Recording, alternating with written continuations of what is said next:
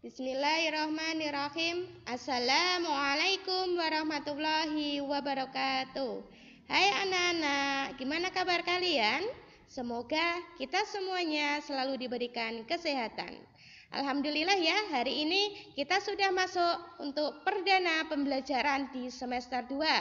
Walaupun masih tetap belajar di rumah, tetap semangat ya. Ya, hari ini kita akan belajar untuk pembelajaran tematik, yaitu di SD Muhammadiyah Program Khusus Banyudono. Ya, langsung saja kita akan belajar pembelajaran tematik untuk kelas 5, yaitu kita masuk ke tema 6, panas dan perpindahannya. Untuk subtema 1, suhu dan kalor, untuk pembelajaran 1 dan 2. Ya, sebelum kita mulai, marilah kita mengawali dengan membaca basmalah bersama-sama. Bismillahirrahmanirrahim. Ya, langsung saja kita akan belajar untuk yang pertama.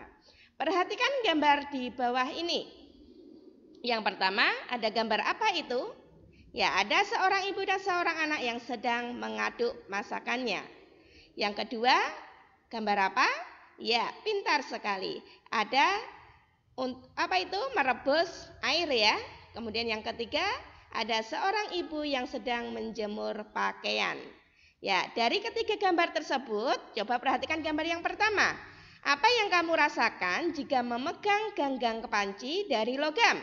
Ya, coba kira-kira apa ya jika ganggang panci itu dari logam dengan posisi dimasak? Apa yang kamu rasakan? Ya, pasti panas sekali ya, akan tersengat di kulit kalian. Ya, kemudian yang kedua, apa yang terjadi pada air dalam panci tersebut?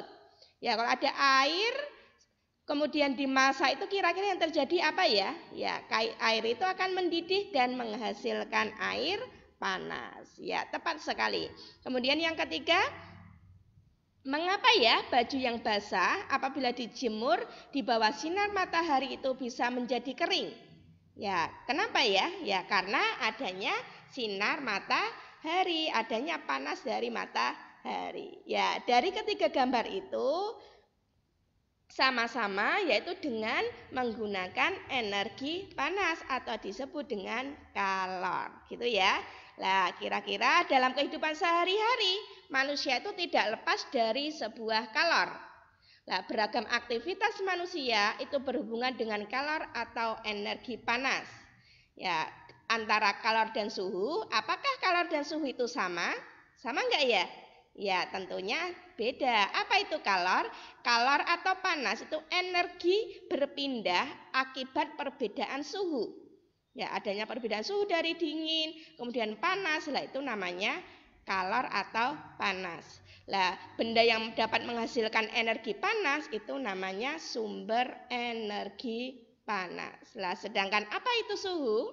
Suhu adalah ukuran yang menyatakan energi panas itu tersimpan dalam suatu benda. Nah, benda bersuhu tinggi berarti memiliki energi panas yang tinggi. Begitu juga sebaliknya.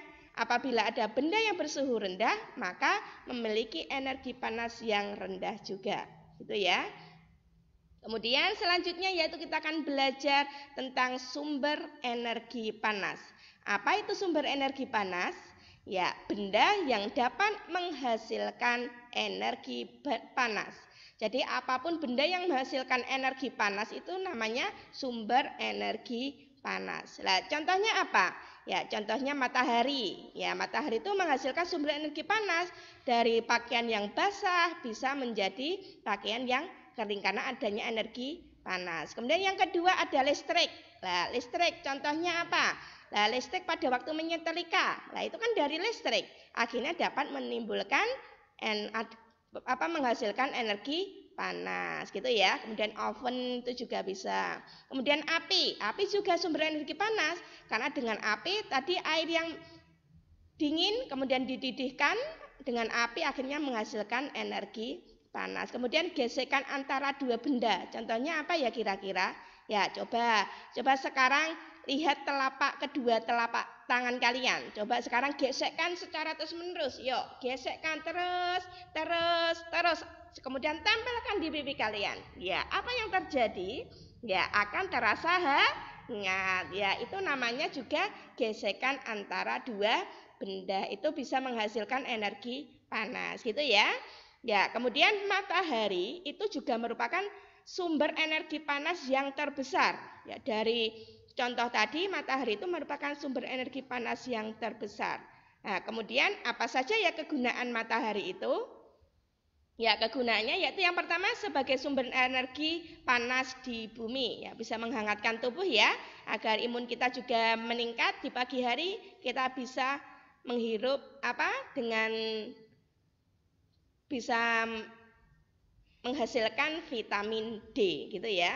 Kemudian yang kedua, matahari juga bisa untuk menjemur pakaian, kemudian untuk mengeringkan padi, kemudian untuk menjemur ikan dan garam, itu untuk petani yang ada di pantai ya. Kemudian juga bagi tumbuhan juga ada sebagai fotosintesis, yaitu untuk mengolah makanan, untuk membuat makanan. Ya, selanjutnya pengaruh kalor atau pengaruh panas terhadap benda itu ada enggak ya? Kira-kira?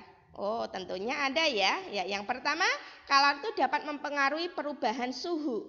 Nah, jika kalor yang diberikan pada benda, maka suhu benda itu akan naik. Tapi jika kalor itu keluar dari benda atau dilepas ke lingkungan, maka suhunya pun benda itu juga akan turun. Jadi panas itu juga bisa mempengaruhi perubahan suhu benda. Kemudian yang kedua, kalor juga dapat mempengaruhi wujud benda. Nah, wujud benda itu ada 3, yaitu padat, cair, dan gas ya. Contohnya apa? Padat itu adalah contohnya misalnya ada meja, ada kursi, lemari, dan masih banyak lainnya. Kemudian kalau benda cair, contohnya ada air, kemudian ada kecap, kemudian ada saus gitu ya. Kemudian dan gas, misalnya gas oksigen itu juga termasuk benda gas gitu ya. Ya.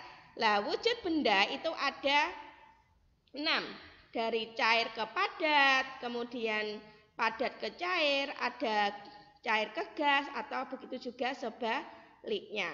Nah, perubahan bendanya itu namanya apa? Misalnya yang pertama, perubahan wujud benda cair ke benda padat, contohnya adalah membeku. Ya, contohnya apa ya kira-kira? Ya, contohnya misalnya dari air ya. Air itu kan benda cair. Kemudian kalian masukkan ke dalam freezer, kemudian akan menjadi es batu. Itu namanya adalah membeku, gitu ya. Kemudian yang kedua, perubahan dari benda padat ke benda cair. Dibalik, dari es batu kemudian mencair menjadi air, itu namanya mencair, gitu ya. Mudah ya. Kemudian yang ketiga, benda padat menjadi gas.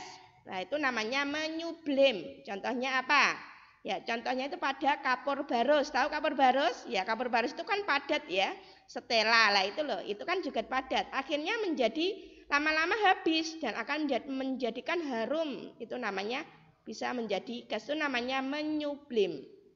Kemudian contoh lagi, selanjutnya yang perubahan wujud benda dari gas ke padat itu namanya mengkristal. Contohnya apa ya?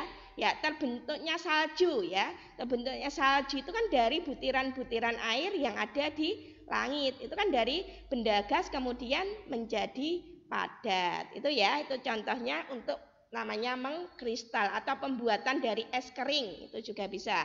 Namanya dari wujud gas kemudian menjadi padat. Kemudian selanjutnya perubahan wujud benda gas menjadi cair. Contohnya yaitu mengembun. Contohnya apa? Ya sama ya, dari gas itu berarti kan dari embun titik-titik air itu ya, titik air itu akhirnya embun itu kan lama-lama akan menjadi sampai ke bawah menjadi air. Beda dengan mengkristal tadi, terbentuknya salju. Nah, salju tadi butiran dari air, kemudian tapi kalau mengembun dari embun di pagi hari itu kan lama-lama akan menjadi air, itu kan gas, akhirnya menjadi air. Kemudian yang terakhir yaitu perubahan wujud benda cair menjadi gas. Ya, perubahan benda cair menjadi gas itu namanya menguap. Contohnya pada waktu merebus air, gitu ya, itu akhirnya menguap menjadi gas. Gitu ya. Makanya kalau pada waktu merebus air coba dibuka itu namanya nanti di dalam tutup panci itu akan terjadi ada gasnya, itu namanya menguap. Ya, selanjutnya Untuk dari berbagai dalam kehidupan sehari-hari itu banyak dijumpai namanya dengan teks dari berupa media. Ada media elektronik, ada media cetak. Ya, media cetak itu apa? Ada buku, majalah, koran. Ya, kalau media elektronik ada dari televisi, kemudian ada dari internet, banyak sekali ya. Ya, kita selalu menjumpai teks dari media. Nah, teks yang berisi penjelasan tentang peristiwa yang terjadi di sekitar kita itu namanya teks eksplanasi, gitu ya. Jadi kalau ada sebuah teks itu terjadinya peristiwa, kalian dapatkan dari berbagai media itu namanya teks eksplanasi. Ya, bagaimana memahami teks eksplanasi? Yang pertama yaitu dengan membaca keseluruhan isi teks. Kemudian yang kedua dengan menentukan kata-kata kunci di dalam teks. Kemudian yang terakhir dengan menjawab pertanyaan yang berkaitan dengan teks tersebut. Ya, perhatikan teks berikut ini. Nah, dari teks berikut, kemudian kalian yang pertama tadi adalah mencari kata kunci yang dibahas apa aja. Coba kalian baca ya. Usin tunggu, kalian baca. Kalau sudah baca, kata kunci yang sering dibaca itu adalah kalor dan suhu. Jadi kata kuncinya yaitu tentang kalor dan suhu. Setelah itu kalian bisa dengan menjawab pertanyaan. Misalnya, apa yang dimaksud dengan kalor? Kapan kalor itu dapat berpindah? Lah, jawabannya itu juga berada di dalam teks. Kalor itu ada dilihat dari kalimat yang pertama, salah satu bentuk energi yang dapat berpindah dari benda yang bersuhu tinggi ke benda yang suhunya rendah. Nah, kapan kalor berpindah? Nah, kalor dapat berpindah ketika terjadi kenaikan suhu di dalam benda. Nah, gitu ya. Itu dengan cara menentukan teks eksplanasi untuk memahami. Selanjutnya, bagaimana membuat ringkasan dan kesimpulan dari teks eksplanasi?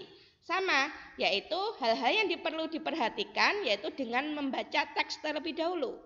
Dengan saksama ya, dengan teliti. Kemudian catatlah gagasan utama dari setiap paragraf. Kemudian yang ketiga, ubahlah gagasan utama menjadi kalimat efektif, jadi dengan bahasamu sendiri. Kemudian dirangkai kalimat-kalimat tersebut menjadi paragraf yang padu dan mudah dipahami. Dan terakhir jangan lupa gunakan kosakata baku dan ejaan yang sesuai dengan pedoman umum ejaan bahasa Indonesia. Gitu ya. Nah, setelah membuat ringkasan, kalian dapat membuat kesimpulan. Nah, kesimpulan itu pendapat terakhir yang mengandung informasi berdasarkan uraian sebelumnya. Nah, caranya tadi sama dengan mencatat informasi penting dalam teks. Gitu ya. Kemudian kita akan belajar yaitu tentang tangga nada. Apa itu tangga nada? Semester 1 sudah ya? Ya, tangga nada adalah nada-nada yang tersusun secara berurutan dengan nada paling rendah hingga nada yang paling tinggi. Nah, nada-nada tersebut ditulis dengan simbol. Nah, simbol itu namanya notasi atau notes. Nah, jadi notasi itu sistem penulisan nada yang dapat berupa angka, huruf, atau lambang not balok yang menunjukkan urutan nada. Nah, jenis tangga nada ada berapa? Ya, tangga nada diatonis dan pentatonis. Dulu di semester 1 kita sudah belajar namanya tangga nada diatonis. Sekarang kita akan belajar yaitu tentang tangga nada pentatonis. Apa itu pentatonis? Pentatonis itu berasal dari penta dan tons. Penta itu artinya 5 dan ton itu adalah nada. Jadi pentatonis adalah tangga nada yang terdiri dari 5 nada pokok. Nah, tanda nada pentatonis biasanya digunakan pada musik daerah yang menggunakan alat musik tradisional seperti kelompok alat musik karawitan Jawa dan Sunda. Nah, kemudian jenis tangga pentatonis itu ada 2, yaitu pelok dan slendro. Apa itu pelok dan apa itu slendro? Nah, tangga nada slendro itu tangga nada yang memiliki karakteristik gagah, berani, lincah, riang, dan gembira.